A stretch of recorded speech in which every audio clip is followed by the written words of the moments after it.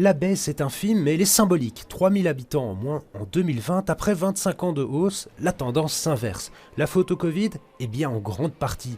Évidemment, les décès d'abord. Environ 9000 les dernières années. Et puis, en 2020, subitement, on monte à 11 000 à Bruxelles. Une augmentation de 23%. C'est bien plus que dans les autres régions du pays. Plusieurs pistes permettent de l'expliquer. Cette population, on va dire, un petit peu moins privilégiée, mais qu'est-ce qui se passe? En général, c'est aussi des gens qui vivent dans des milieux plus denses, dans des appartements, et donc qui dit épidémie et appartement dit que la propagation est plus facile. Une population moins aisée est plus à risque. Les décès donc d'une part, et puis c'est l'explication principale, les flux migratoires. Chaque année, des Bruxellois quittent la capitale pour s'installer en périphérie. Un flux sortant qui est compensé par les migrations internationales, très importantes dans la capitale. Problème, en 2020, tout s'arrête ou presque. Cette fois-ci, suite à la baisse attendue de la migration internationale, cette perte d'habitants de Bruxelles vers les deux autres régions ne pourra pas être compensée. La question, la tendance va-t-elle se poursuivre ou est-ce un accident dû au Covid?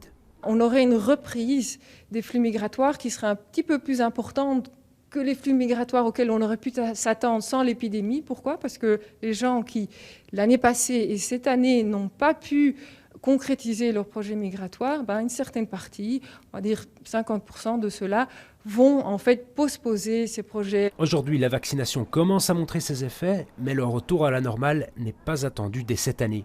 D'autant que l'incertitude économique persiste et avec elle, la baisse de la fécondité.